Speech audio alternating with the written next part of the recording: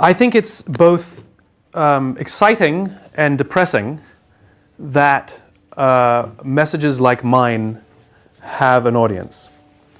You know, I talk about really simple things like how to be fulfilled, you know, and like how to do things that inspire us, and how to work for a company that sort of gets the best out of us and makes us feel good while they're doing it. And you know, it's kind of upsetting that people even wanting to hear that, meaning that there's a demand for it. But that also presents the most remarkable opportunity in the world, which means there's an opportunity for us to change the way work is done, so that all of those things are not the exception, but rather the rule.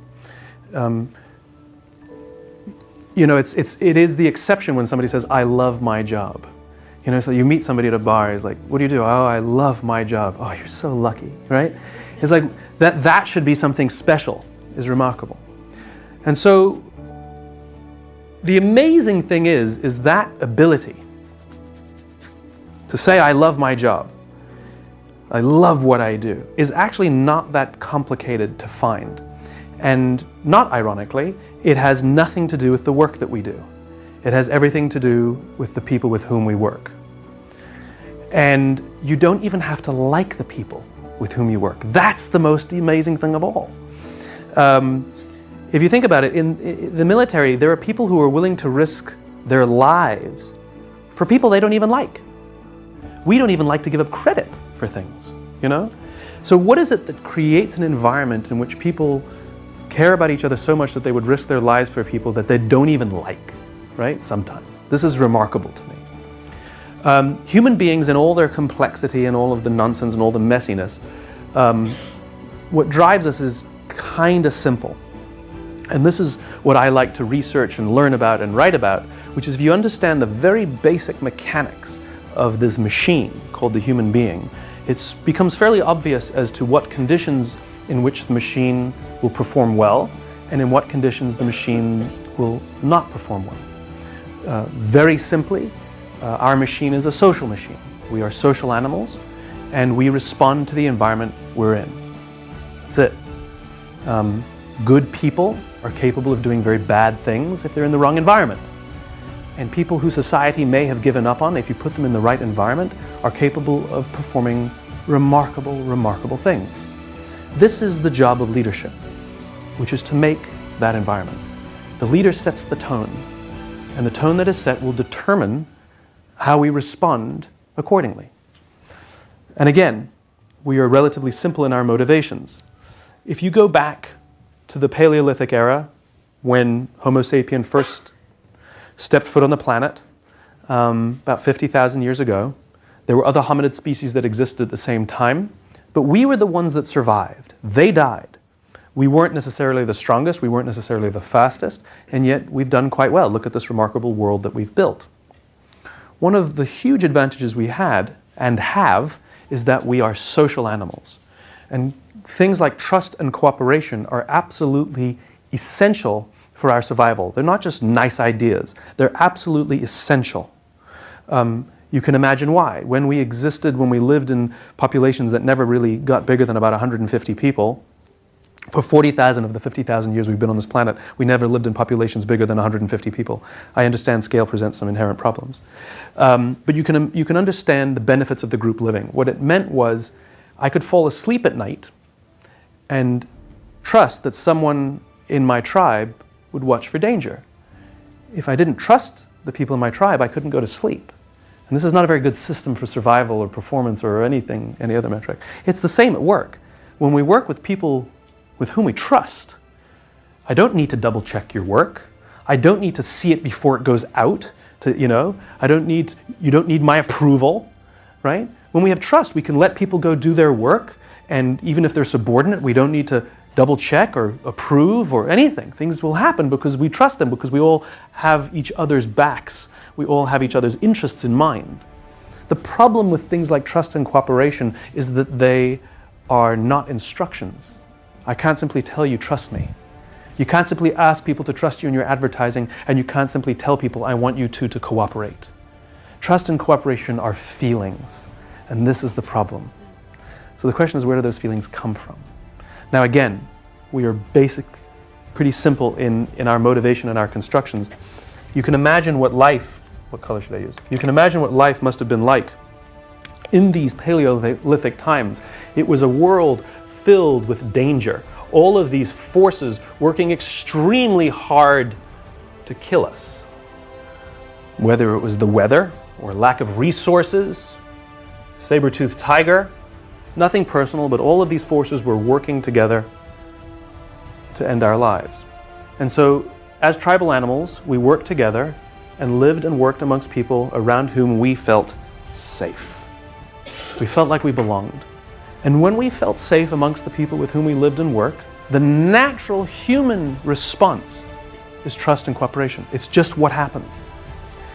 When we do not feel safe amongst the people with whom we work, however, the natural human inclination is cynicism, paranoia, mistrust, and self-interest.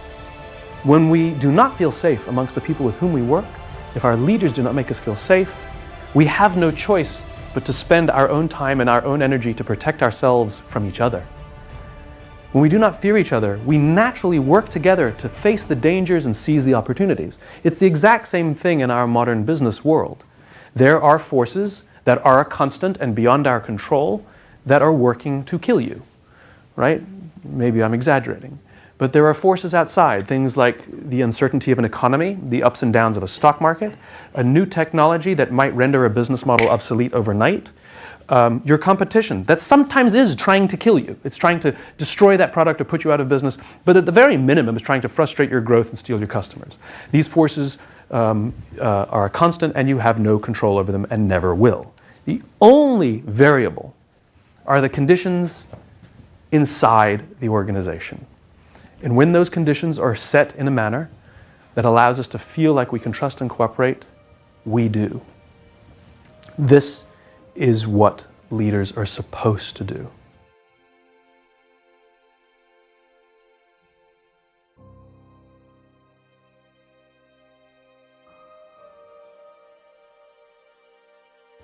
There is an exact definition of leadership, and it is not my opinion. You know, I love all the books that come out and all the articles. What makes a great leader? What are the 5 things you need to be a leader? You need charisma, you need vision, you know, all of these things. I can tell you right now, those things are sometimes useful, but they're not essential. Not everyone has vision. Does that mean they're not allowed to be leaders? You know, some people have remarkable charisma and some people don't. Does that mean they will never lead? Of course, it's all nonsense. You can't manufacture these things. Some people are good strategic thinkers and some people are not. Some people are just naturally good at basketball and some people are not. There are skills, you can get better at them for sure, but you're either a visionary or you're not. These are not things that we can manufacture. In other words, they're not essential components for leadership. There's only one characteristic that I'm comfortable saying that all leaders must have to become leaders, and that's courage. Because leadership is hard, and it often requires sacrifice, and that it will happen, that you will have to put your interests, your comforts, your advantages aside so that others may gain. And that's sometimes really hard. In fact, standing up for others may mean that you might get your head chopped off. You know, a leader sometimes loses their job because they did the right thing, right? That comes with significant risk. The choice to be a leader comes at significant risk. And this is why not everyone chooses to be a leader. Leadership has nothing to do with rank. It has nothing to do with the title you have on your card. Leadership is a choice. That's it. I know many, many people who sit in the senior echelons of a corporation and they are not leaders. They are authorities, and they have authority, and we do what they say because they have authority over us. But we would not follow them. I know many people who sit at the bottom of organizations who have no authority, but they are absolutely leaders. And the reason they are leaders is because they have made a choice. They have chosen to look after the person to the left of them, and they have chosen to look after the person to the right of them. It doesn't always mean they have to sacrifice their interests, but when it really counts, sometimes they choose to sacrifice their interests because it's in the interest of the person to the left and to the right of them. This is what leadership is. The role of leaders is not an accident either. It's built into our anthropology. It's part of our survival, the reason we have hierarchy and we have leaders. For those times when we lived in these austere conditions, we had a little bit of a problem. It was a very practical problem. There wasn't necessarily enough food to go around all the time. We didn't have supermarkets and cars. We just go get milk. Sometimes there was food readily available and sometimes not. Which meant if someone brought home some food, and we're living in a population of up to 150, we would all rush in to eat because we're all hungry. And if you were lucky enough to be built like a football player, you could shove your way to the front of the line. If you were the artist of the family, you would get an elbow in the face.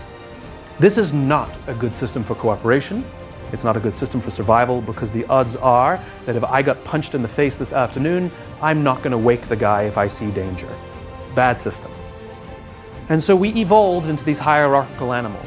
We are constantly assessing and judging each other, who's alpha, who's beta. We are naturally hierarchical, and we always organize ourselves in hierarchies. So even in meetings, we go to a meeting like, everybody's equal, I want you guys to work together. It's not going to happen. We are never equals. We always assess, we always judge, we always allow some others some deference and the role of leadership, and some of us defer and sort of take a more subordinate role. It always happens. Not necessarily a bad thing. And again, the reasons are very practical based on our history. Because what would happen was, when we would assess someone as our alpha, and let me be clear, your capacity to be an alpha in any population is not an absolute. It is relative to the population you're in. So you might be a technologist or an engineer, and you might think you're the hottest, best, most fantastic engineer, and so does everybody else, and you walk around like this, and you go take a dance class, all of a sudden your ego's not so big anymore, right?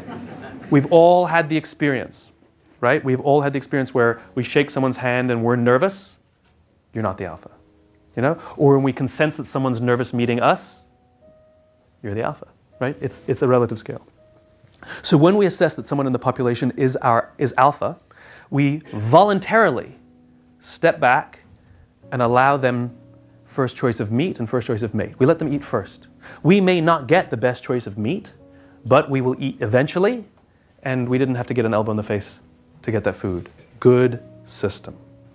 To this day, we are very comfortable with paying deference and offering advantages to those more senior than us. There's not a single person in this room, zero, that has a problem with somebody more senior than you at the company making more money than you as a salary, having a bigger salary than you.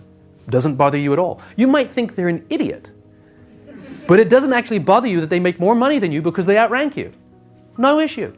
It doesn't bother us at all that somebody more senior than us has a bigger office or a better parking space. It is of no issue whatsoever.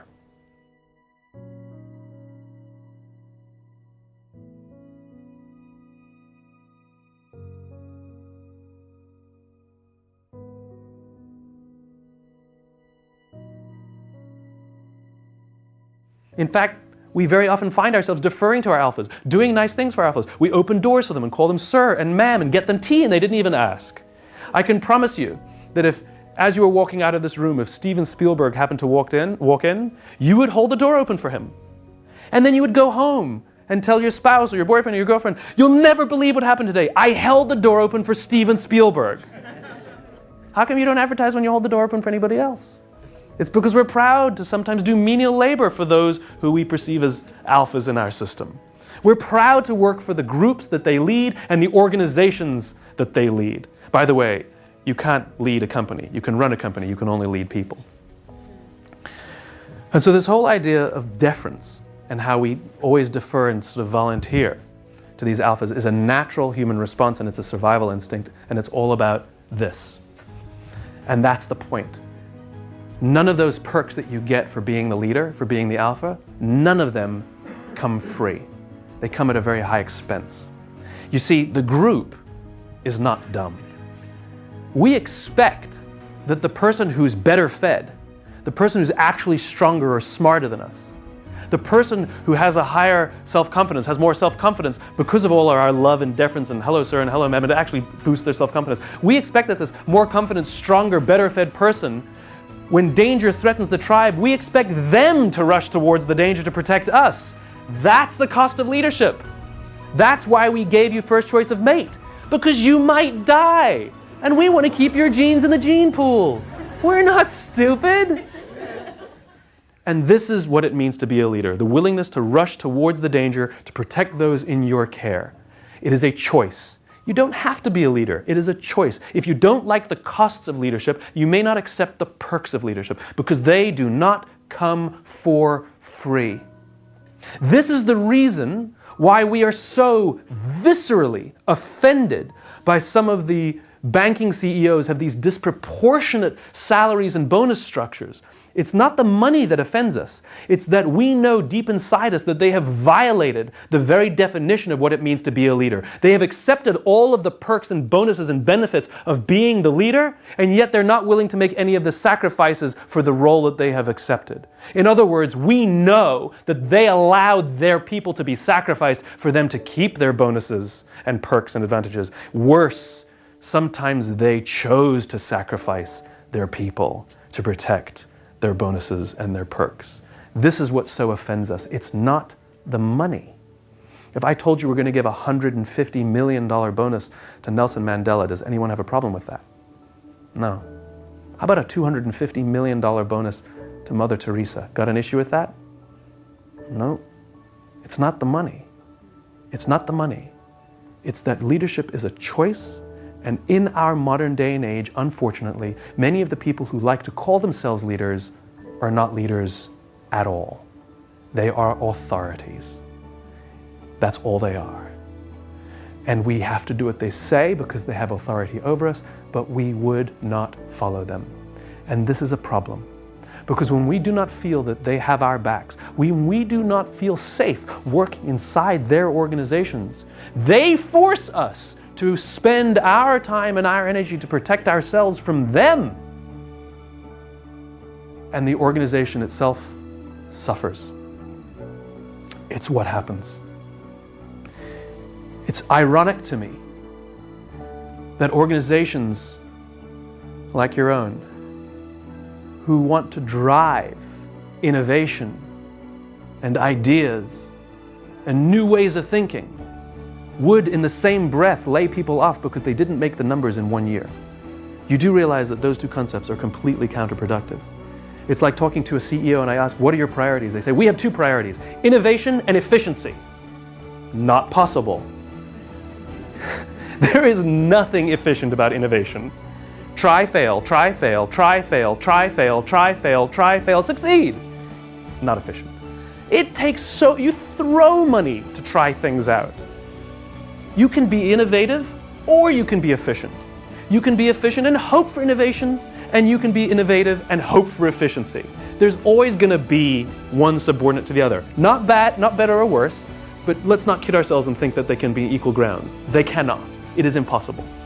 But worse, an organization that claims or hopes or desires or aspires to be innovative must, at every expense, commit themselves to the safety of their people.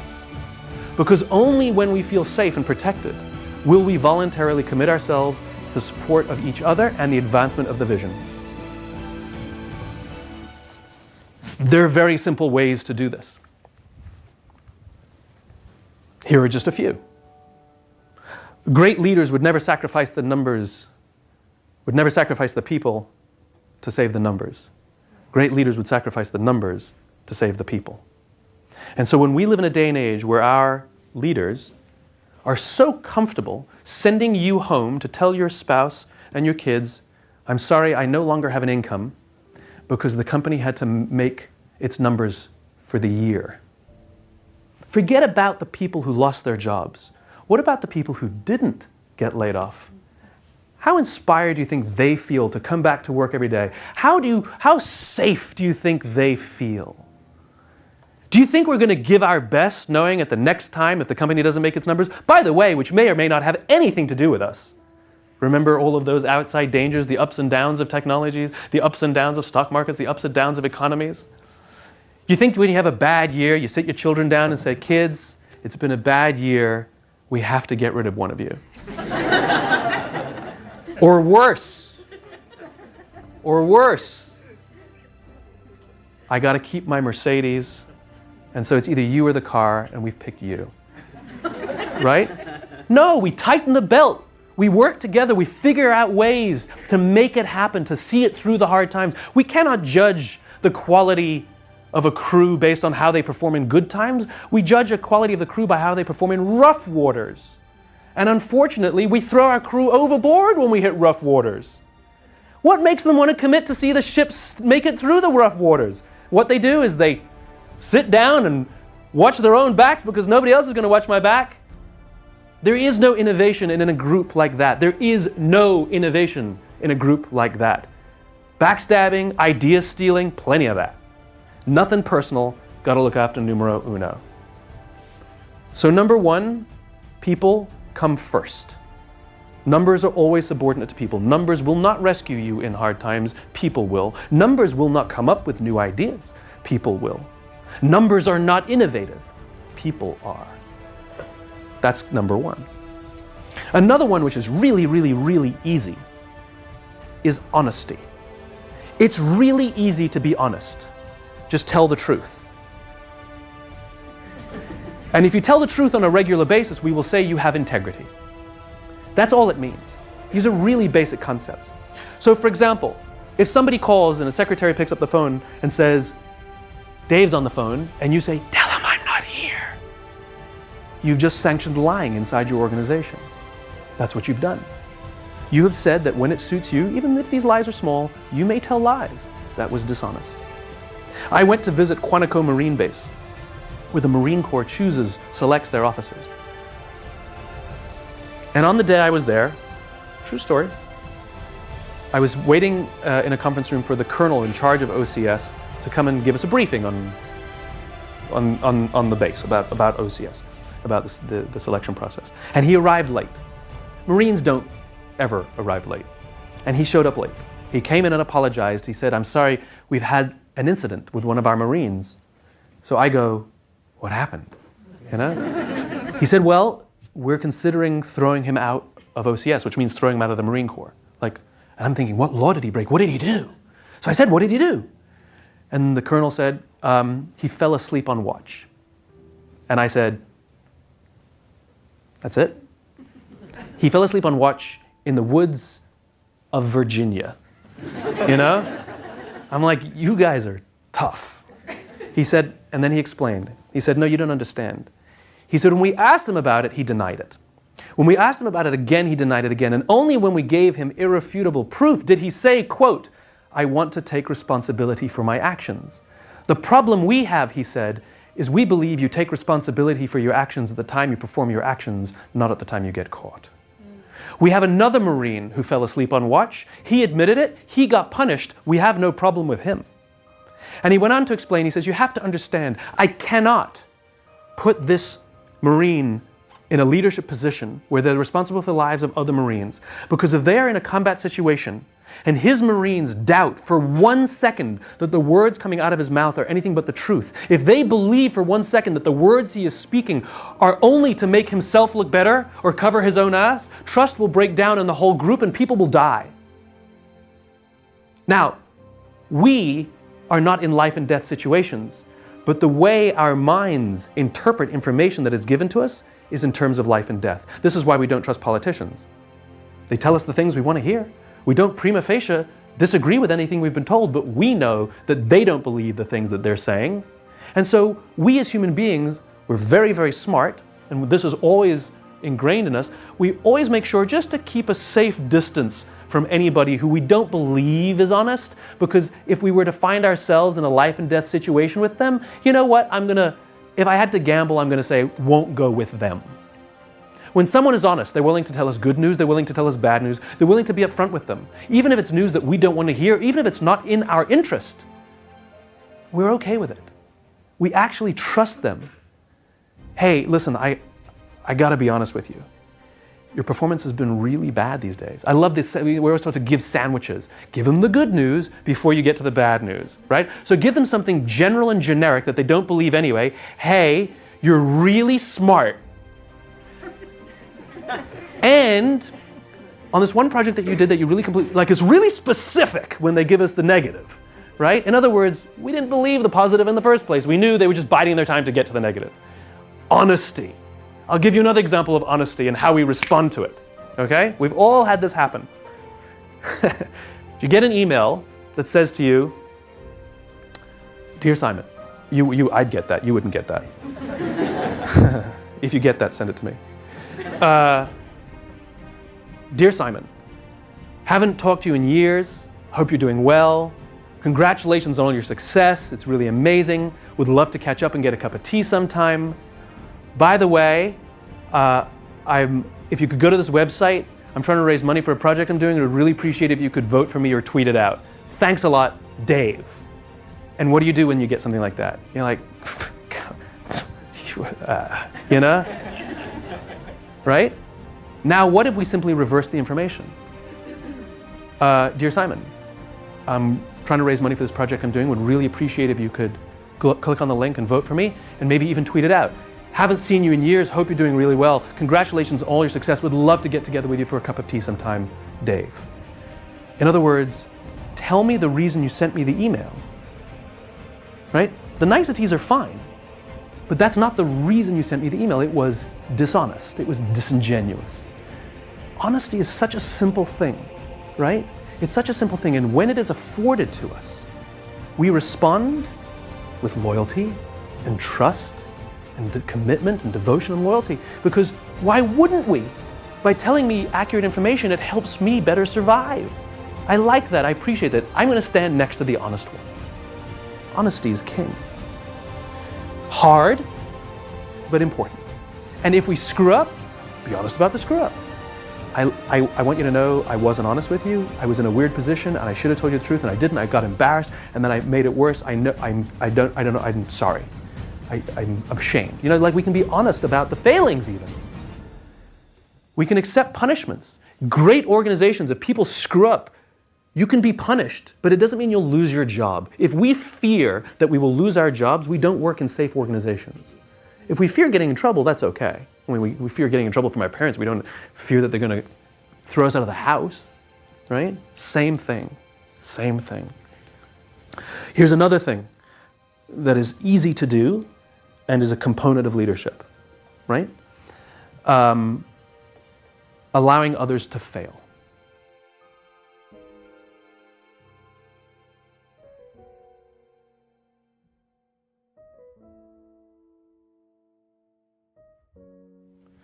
My friend David Marquet, who wrote an amazing book called Turn the Ship Around, check it out, Marquet, was a captain of a submarine, nuclear-powered Los Angeles class fast attack sub. And Marquet believed, like many of us do, that his credibility as a leader was closely tied to his competence, to his intelligence. You know, we believe that we have to know as much or more than those in our report because this is what gives us credibility as leaders, right? And so, in typical Marquet fashion, when he was assigned to one of the great honors of his career to be captain of his own submarine, the USS Olympia, he spent a year learning every button, every switch, every pipe, every valve of the submarine. He went through the dossiers of his crew. He knew everything about his crew. He was going to be prepared, and he was going to know as much or more than everybody else on board because he was the captain now. He had to, he had no choice. 2 weeks before he took command of the Olympia, he got a phone call that says, yeah, you're not going to be the captain of the Olympia. You're going to be the captain of the Santa Fe. It was a slightly newer submarine, still an Los Angeles class submarine, but Marquet realized because it was slightly new, some of the things were different. And he didn't want anybody to know that he didn't know everything. And so he kind of kept it to himself and pretended he knew everything. But that's okay. You know, he's a smart guy, he's a competent guy, he obviously trusted him enough to be captain. He was fine. Then there was another little wrinkle. Where the Olympia was the best rated crew in the United States submarine fleet, the Santa Fe was the worst rated crew in the submarine fleet. They ranked last or close to last in almost every readiness measurement in the entire that the Navy had, right? But Marquet figured, that's okay, I have a bad crew, it's all right, I'm going to be a good leader. If I give good orders, I'll have a good ship, and if I give great orders, I'll have a great ship. So they set sail, and about 2 or 3 days into being out there, you know, when they got ready, he was like barking orders, get ready for this, get ready for that, and everybody was following his orders, and off they went out to sea. It was a great feeling, everybody, when they do what you say, right? And about 2 or 3 days out, they were submerged and they decided to run an exercise. So they turned off the reactor manually and pretended that they were having a meltdown, and they ran the boat on battery power. It's called EPM, right? And Marquet decided he wanted to add a little tension, see how well they would do with more difficult situations. Then he gave a simple order: ahead 2/3. And what that means is run the boat 2/3 its maximum speed. To his side was his navigator, who was the second in command at the time, in the bridge, and he was also the most experienced sailor on board. He'd had 2.5 years aboard the Santa Fe, and he repeated the order: ahead 2/3, and nothing happened. And Seaman Jones, junior sailor, sitting at the controls, was squirming, literally squirming in his seat. So Marquet peers out from the side of his periscope and says, "Seaman Jones, what's the problem?" And Seaman Jones replies, "Sir, there is no 2/3 setting. Apparently on this slightly newer Los Angeles club, there was no 2/3 setting on the EPM." So he turns to his navigator and he says, "Did you know this?" And the guy goes, "Mm-hmm." He said, "Then why did you give the order?" He said, "'Cause you told me to." And that's when Marquet realizes he's aboard a ship he doesn't understand, and he has a crew that's trained for compliance. It's not like you can just turn around and ask for a new boat or change your crew out. We in the private sector think that we have an advantage because we can hire and fire people. You're assuming that we're hiring and firing the right people. We think that when things don't work, just change the people. Get rid of the weak links. Marquet didn't have this. This was his crew. He's stuck with it. And it's not like in anything else in the world. In submarines, there's no one person who dies. You either all live or you all die. That's it. Those are your options on a submarine. And so Marquet is forced to literally re-examine everything he understands about leadership, because bad things will happen if this is the way it goes. And so one of the things he realized is he had a permission-based society aboard his boat. "Sir, permission to dive to 400 feet. Permission granted." "Aye, sir, diving to 400 feet. In other words, all the authority, all of the accountability lies with the person in charge, with the captain. If something goes wrong, the captain allowed it to happen. Marquet banned the words "permission to" aboard his boat, and he replaced them with "I intend to." The hierarchy is not affected at all. The chain of command is not affected at all. The difference is psychological. "I intend to dive to 400 feet. All right. All the accountability lies with the person performing the action now. And so what started to happen was people took their jobs more seriously, and they started to ask each other for help because things went wrong. And instead of wanting to get permission from the boss, now, if the boss asked a question, you wanted to be able to have the answer, which means when the boss says, "Did you check the depths?" Sometimes he asked and sometimes he didn't. He says, "Did you check the depths?" "Of course I checked the depths." "What are the depths?" 400. You know?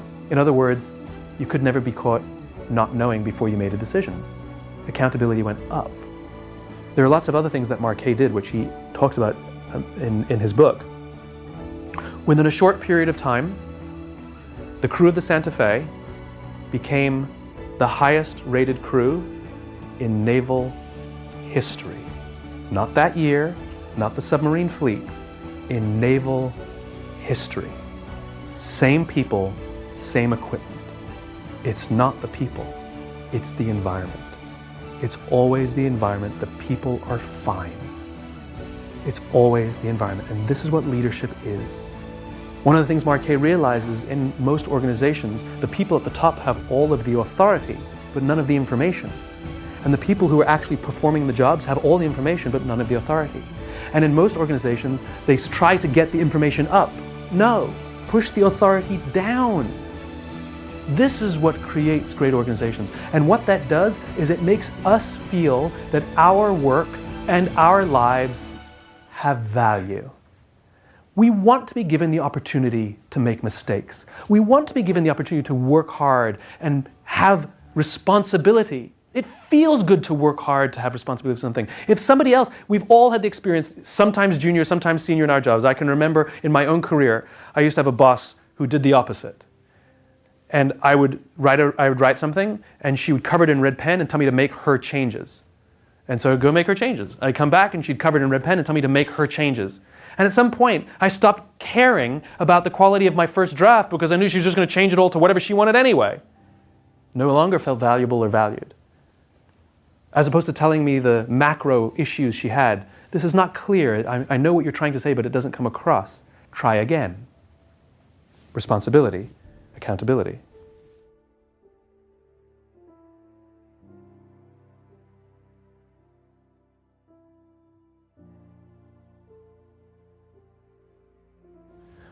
I remember the first time that somebody gave me accountability. I had to produce something that I had to send out to the client. The norm was to show it to my boss before it went out to the client. Except this time, he decided to leave early. And I said, well, do you want me to email it to you before it goes out? And he goes, no. Good night. Make sure it goes out tonight. Bye. Now I knew what good was, and I knew what had to be done, and guess what? It was fine. And I worked hard. I wanted to do it right. One of the things great leaders do is they allow us to try and fail. And one of the things Marquet talks about is the importance of training and the importance of practice and the importance of small projects. Because you can punch a hole in the side of the ship above the waterline and you fix it. It costs some money, whatever. But you do that over and over again so that you don't punch a hole in the side of the ship below the waterline. In training, metrics are supposed to go down because you want people to try hard and fail and find out where the line is. In combat training, you want them to get shot, because you want them to find where getting shot happens. You don't want to outscore everybody else in training. It's ridiculous, right? This is the time to push the limits. Or give people little projects that at the worst, think about what we do for a living, right? Nobody here is looking for a cure for cancer or working in an ER. The worst thing we can do, the absolute worst, is lose a multi-billion-dollar corporation some money. And not enough that will get noticed. And if it is enough to get noticed, it won't put you out of business. Like seriously, death and destruction and Armageddon are nowhere to be seen. That's the worst. And so when we have leaders that understand that and allow us to try and fail and understand that if we screw it up, it's okay, the ship's not going to sink. Now try again. Let's sit down and talk about maybe what you would like to do differently next time. I want you to learn. I want you to try again. Kind of like what we do with our kids.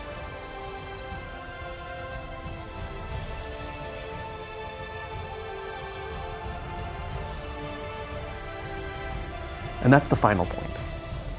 The closest analogy I can give to you about what leadership is parenting. Think about what makes a great parent. You know? First of all, not having kids is a better life.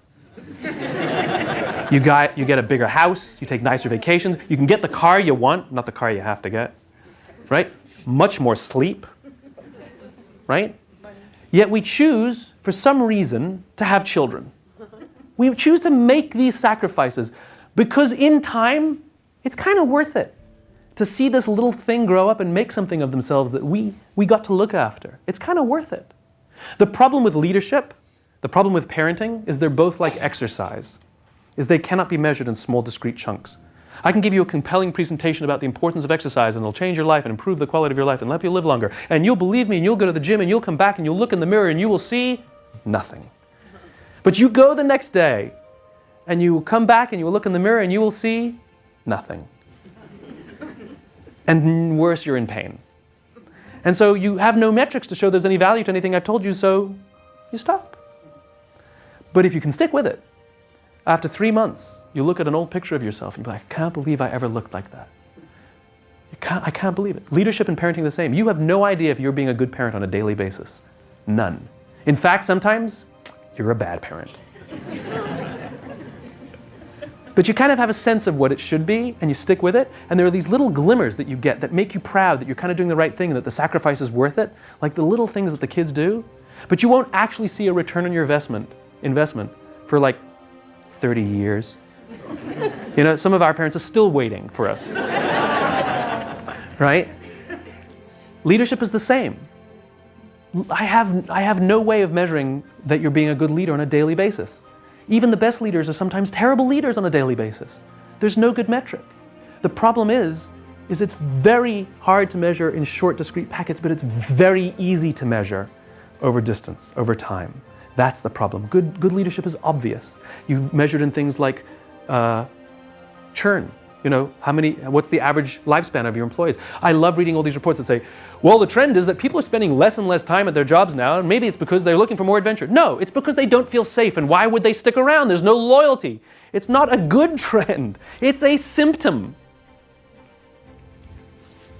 Parenting. Think about what a great parent is. A great parent is willing to sacrifice, give of themselves, discipline when necessary, provide opportunities, provide education. Also, this young little thing can grow up and achieve more than they thought they ever could for themselves. What's a great leader? Somebody who's willing to sacrifice and give of themselves and provide opportunities, education, discipline when necessary. Sometimes help them up, sometimes make them get up themselves, all so they'll grow up and build confidence and achieve things I couldn't even achieve for myself. Same thing.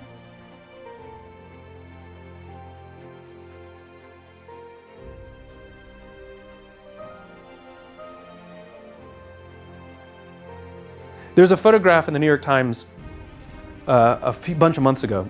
Do you remember those shootings in Kenya?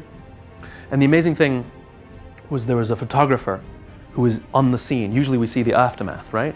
And this particular one, there was a photographer in the mall. And so we got to see pictures of what was going on. And there's one photograph, you can look it up, it's online. There's one photo, Taylor Hicks is the photographer's name, not the same Taylor Hicks. There's a photograph of a mother lying on top of her child.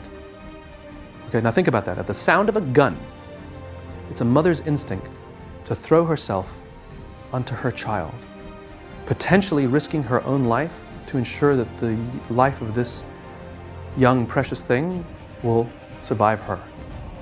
Now, on other days, mom gets to do what mom says because I'm the mom. And sometimes mom takes the liberties and enjoys the liberties of being the leader and being the one in charge. But when it matters, when the child's life, survival are at stake, there's no question what a good mother does. They throw themselves on top of their child, no question asked, even at personal sacrifice.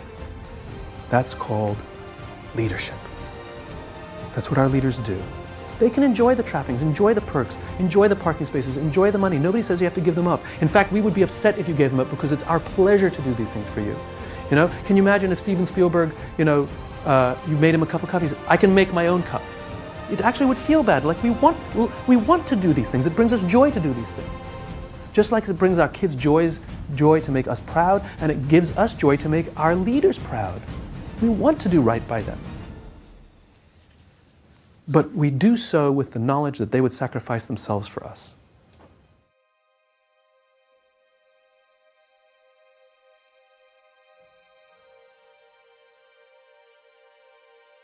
Back in the Marine Corps, this idea of leadership is viewed as a responsibility, not as a rank. You will never hear these words spoken in the Marines. You will never hear the words, I am a leader. I believe I have what it takes to be a leader. I aspire to be a leader. Those words do not exist. Here are the words they speak. I am a leader of Marines. I believe I have what it takes to be a leader of Marines. I aspire to be a good leader of Marines. In their own vernacular, they view leadership as a responsibility to another human being and not a rank to be attained. It's the same for us. You're not a leader. You're a leader of people. And to say I am a leader is false. I'm a leader of people. I aspire to be a leader of people. I believe I have what it takes to be a leader of people. I want to be the best leader of people I can possibly be. And we are reminded every time we speak the words that our responsibility is to another person. Like the word parent. I am a parent. Inherent in that word is that there's a child. You can't call yourself a parent without a child. I'm a parent of a child. It comes with certain responsibilities inherent, as does leadership. And so this manifests in some funny ways in the Marine Corps. If you go to any chow hall anywhere in the world, on any Marine base, what you will see is they will line up in rank order during chow time. Most junior man eats first, most senior man eats last. It is not in any rule book, and no one tells them they have to. It happens organically because of the way they simply view the responsibility of leadership. That I, as the leader, like a parent, would let my child eat before I eat. That's just what we do. And so that's one of the ways it shows up. I was told a true story. I was told a story of a Marine officer who was deployed, and they were eating with the group, and that officer made sure that his men ate first, as is the custom in the Marine Corps. And they ran out of food. The officer didn't get to eat. So when they went out back into the field, all of his men brought him some of their food so that he may eat. This is what happens. When we as leaders commit to the safety of our people will give us their blood, sweat, and tears, and they will make their own sacrifices to ensure that we are kept safe and to ensure that our visions are advanced. We cannot sit here with our arms folded and simply complain that our leadership doesn't look after us, that our leadership doesn't get it, that they would sooner sacrifice us to save the numbers and they would never sacrifice the numbers to save us, that they listen to Wall Street, they don't put people first, they claim they drive innovation, but they're not creating the environment that would create innovation. We cannot complain because we must be the leaders we wish we had. We have a person to the left of us and we have a person to the right of us that we can take responsibility for. Sure, you don't love your job, but do they? Are you committing yourself to ensuring that they feel happy, that they feel safe, that they have the job they love, that they feel like they're learning, that they feel they have opportunity? We have entire sections in the bookshop called self-help. We have no sections called help others. And yet the science is clear. Our own sense of happiness, our own sense of fulfillment, our health, and indeed the success of the organization itself are tied entirely to our willingness to serve those in our tribe, to look after those who we would call brother and sister, which we don't do in companies. We have colleagues. In the military, they have brothers and they have sisters. We don't always like our brothers and sisters, but my goodness, you threaten my brother or my sister and you got to deal with me.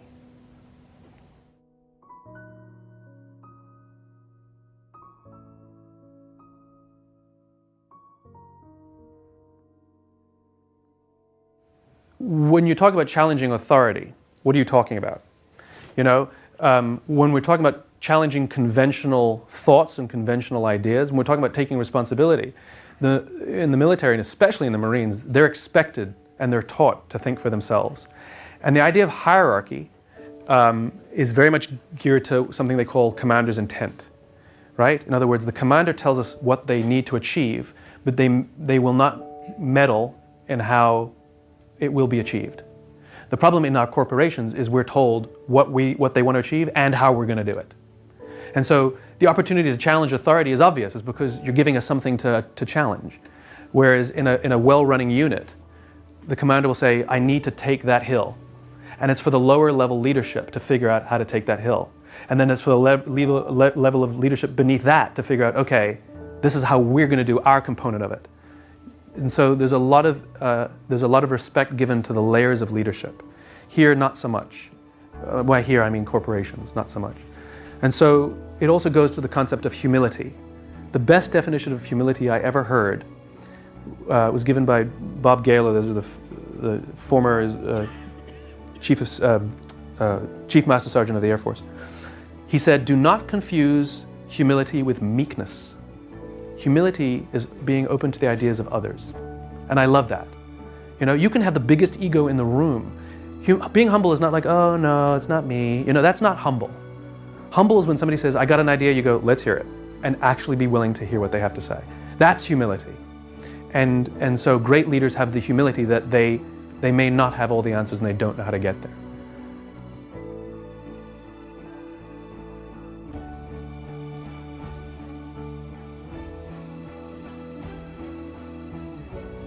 And it also goes to a question of priorities, right? Which is based on bonus structures. We are largely incentivized to grow a number within the year. That's how we get our incentives. And we're not incentivized to create something stable that will last 100 years. And so what you have is a lot of large, relatively unstable organizations. Well, that's what they wanted, that's what they got. We're fast growing.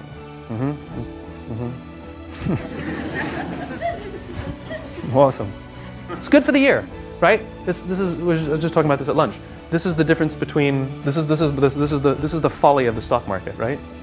Make sure this is on the camera. I'll make sure it's on the camera. Do it in the middle. Okay. This, if you look at like General Electric in the 80s and 90s, this is what their stock chart looks like.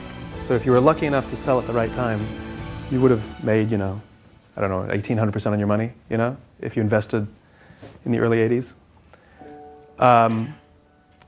This is not investing. This is gambling. This is investing.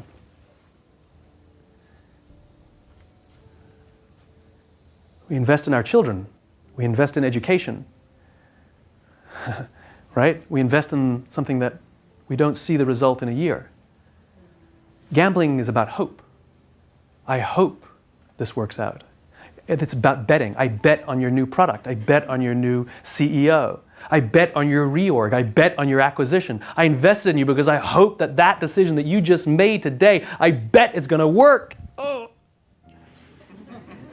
Costco was criticized by Wall Street year after year after year by stupidly prioritizing employees and customers and ignoring the shareholder.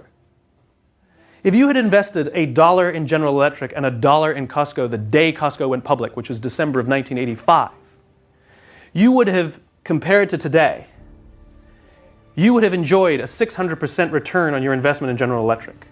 You would have enjoyed a 600% return on your investment in the S&P 500.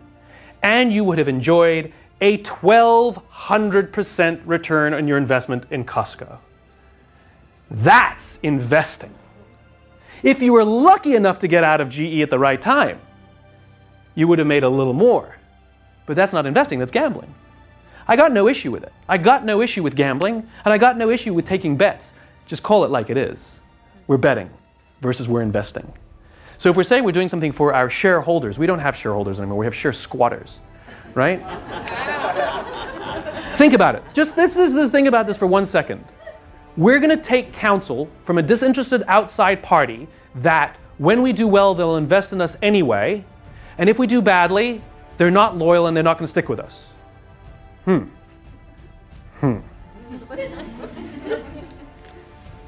I'll stop there.